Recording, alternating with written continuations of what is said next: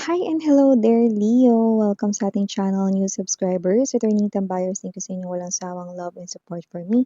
At kung hindi niyo pa na-subscribe pa tayo other channel, link is down below sa ating description box. So just take only what resonates, guys. And yun nga, lahat tayong gender dito, babae, lalaki, LGBT, lahat tayo welcome.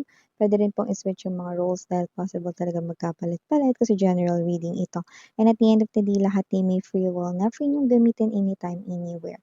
So Leo, ang ating gagawin ngayon ay ang inyong bubulol. Reading for the month of July 2025. So yan ang ating aalamin ng mga messages. At yun nga, cross-watchers ni Leo, welcome ka rin at may Leo placements sa natal/birth chart. Welcome din kayo. Just take only what resonates, guys. So let's see, what do we have here for you, Leo? Archangel Michael, thank you so much.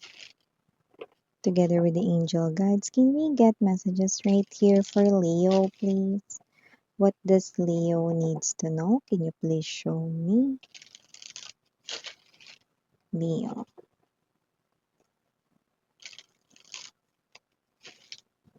Leo.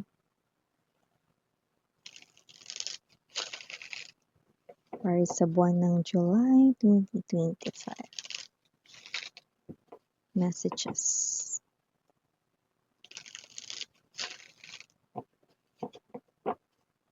Okay, so let's go ahead and check these messages right here for you, Leo. So guys, you do have here the energy of strength. Andito din, Page of Cups. Present din dito, Chariot. Nandito din po ang Seven of Cups para sa'yo, Leo. Queen of Swords. Five of Swords. Bottom of the deck, Star in reverse. Knight of Coins. And the Ten of Coins, energy.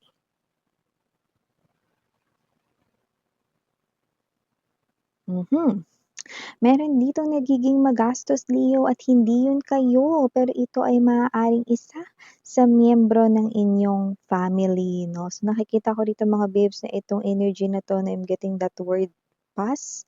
So parang may energy siya rito, nakakapagbigay siya, minsan di siya nakakapagbigay. So puwedeng ito ay kapamilya ninyo, member ng family ninyo, yung iba sa inyo puwedeng asawa niyo rin ito or whatsoever, no? So meron siya ritong bisyo, no, at yun ay posibleng nagiging magastos siya kaya wala siya ritong pera. At nakikita ko dito mga babes, no, na itong energy na 'to, no, is alam mo yun, hindi siya nakakatulong sa inyo, no, lalo na kilalang-kilala mo 'to. Baka yung iba kapatid niyo 'to, yung iba naman baka ito ay, asawa ninyo, na iba naman puwedeng ito ay isa sa miyembro ng family, no, na posibleng katuwang mo dapat sa pagpo-provide ng mga kailangan sa loob ng inyong tahanan. Pero yun nga, no, meron ditong energy na parang hindi niya kayang hindi gumastos.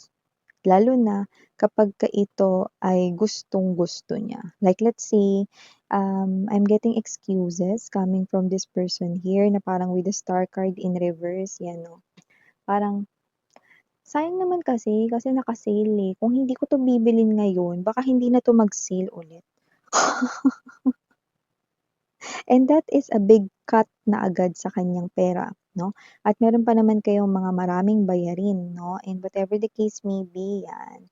So, nakita natin dito 'no, na parang, dapat katuwang mo siya 'no, para gumaan-gaan naman rito 'no, ang iyo rito 'no, na responsibility dahil share kayo 'no, pero wala 'no, nagiging magastos siya rito 'no, at napupunta lang rin dito sa kanyang mga luho 'no. Dapat alam niya kung ano ang kanyang responsibility, miss yan, yes, pero kilala mo kung sino yan. Sabi ko nga sa inyo, it could be inside your family, 'no? Yung iba, yes, kapatid niyo ito, yan. So, maliban diyan, Leo, para sa iba pang mga mensahe para sa buwan ng Hulyo, nakakita rin ako ng energy rito, 'no, na posibleng meron dito, ng naliligaw ng landas, ha.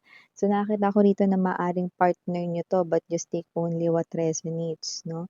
Yung iba naman nangyari na 'to pero yung iba mangyayari pa lang 'no. Bakit mo nasabi Miss 'yan 'no, kasi yung iba sinusuyo na kayo dito ng inyong person 'no, nagkamali siya at hindi niya daw ito uulitin pa ulit. Pero yung iba mangyayari pa lang ito, but ano ba 'yan Miss 'yan 'no, with the strength card energy posibleng nadi-distract ang person mo.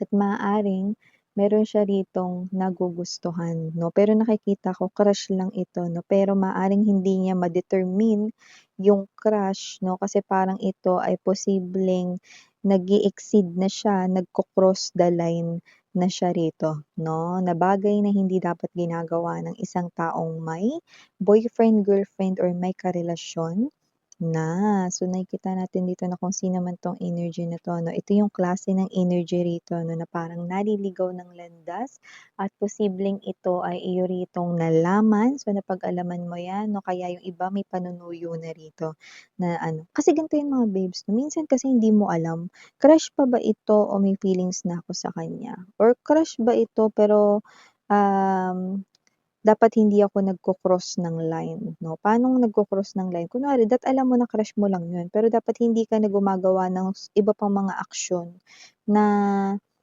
posibleng ma-link dun sa crush mo 'no. Kunwari ganito, crush mo lang dapat pero 'di mo ligawan, 'di ba?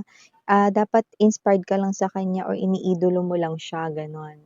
So yeah, sorry for, that commercial mga babes. So let's go back right here 'no. Yan, dapat alam mo lang talaga kung ano yung limit mo 'no, parang gano'n yung gusto mong sabihin dito sa person na 'to 'no. So nakikita ko kayo dito na yung iba, hindi ninyo alam yung gagawin ninyo, but I'm seeing that you will appear as the Queen of Swords energy 'no. You will base here your decision 'no, sa kung ano yung sa tingin mo ay tama, ayan 'no. So dun mo yun ibabase 'no.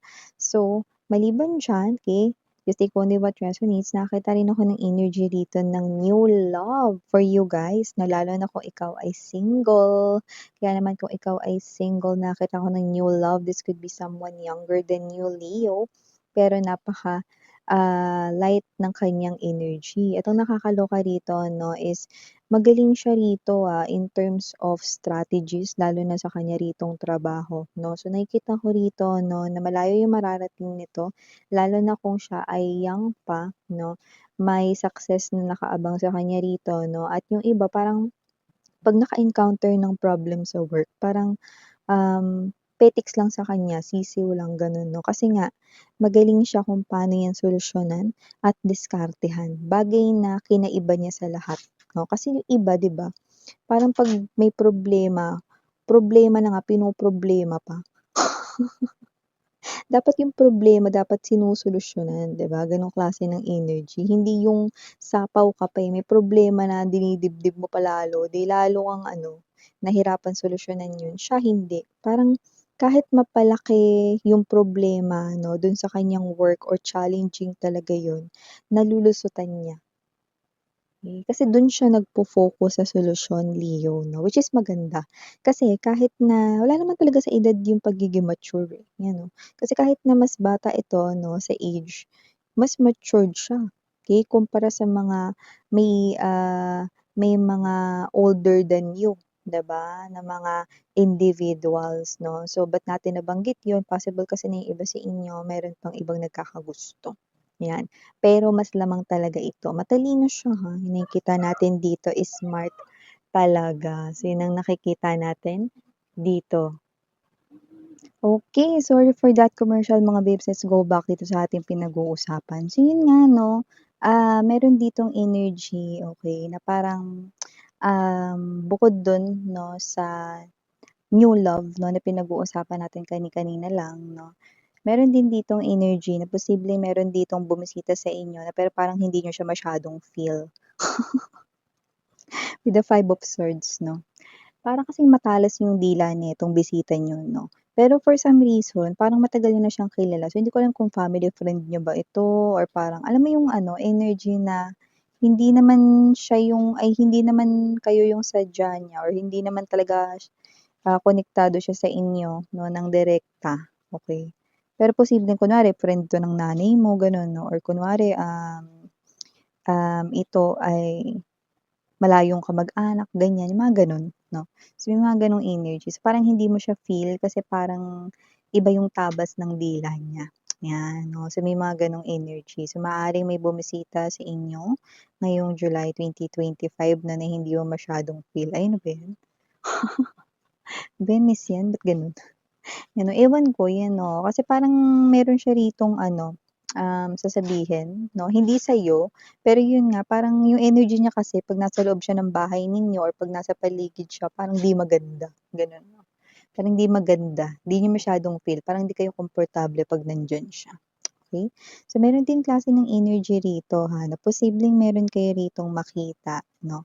Hindi naman kasi kayo magastos, Leo, pero pagka meron kayong gusto para sa sarili ninyo 'no, bibilhin niyo yun. Pero titingnan niyo muna yung budget niyo, kung pasok ba sa budget ninyo, nagagastos kayo dito, meron pa ba kayong ekstrang pera, 'yan 'no.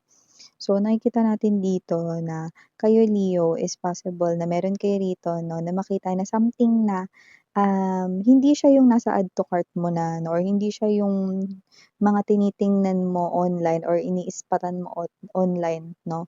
Pero ito ay maaaring pagkakita mo dito sa product na 'to, magustuhan mo kaagad or magkaroon ka ng interest. So, nakikita kitang, bibili nun out of impulsiveness.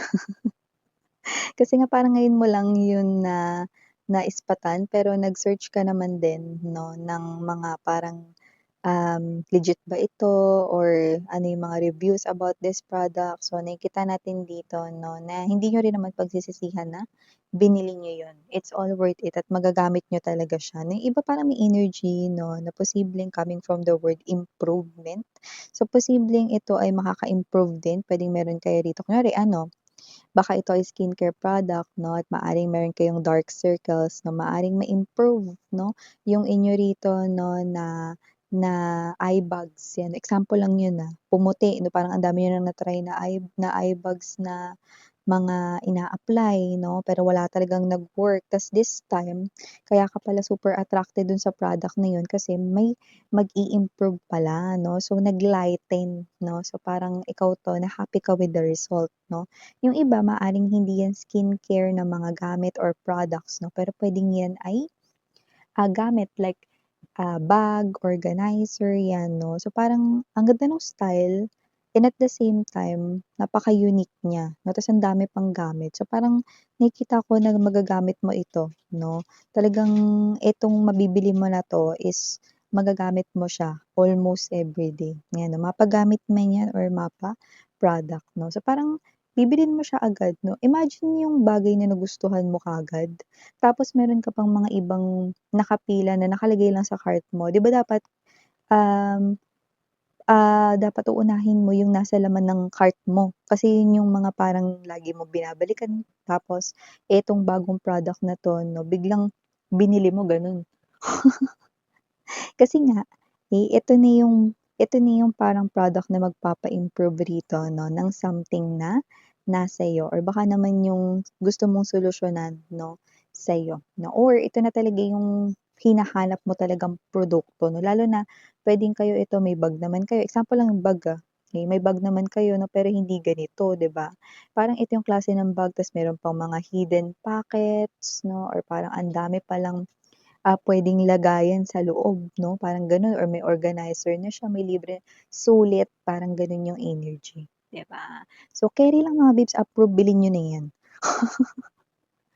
Kasi 'pag product hiyangan din talaga 'yun, 'di ba? Yung iba puwedeng iyon na pala yung tamang shampoo, 'di ba? Yung mga shampoo, lalong dumadami yung hair fall mo tapos itong shampoo na 'to biglang, kumapal yung buhok mo, hindi ka na nagkakaroon ng hair fall, less hair fall ka na rin, 'di ba?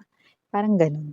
So, maliban diyan nakakita rin ako rito ng energy na posibleng meron ditong family reunion, ewan ko may magbi-birthday ba dito or whatever, may okasyon ba, binyag, gano'n. Ta's nakikita natin dito na posibleng may pagsasama or pagkikita-kita dito 'no, ang inyong family, 'yan yung nakikita natin.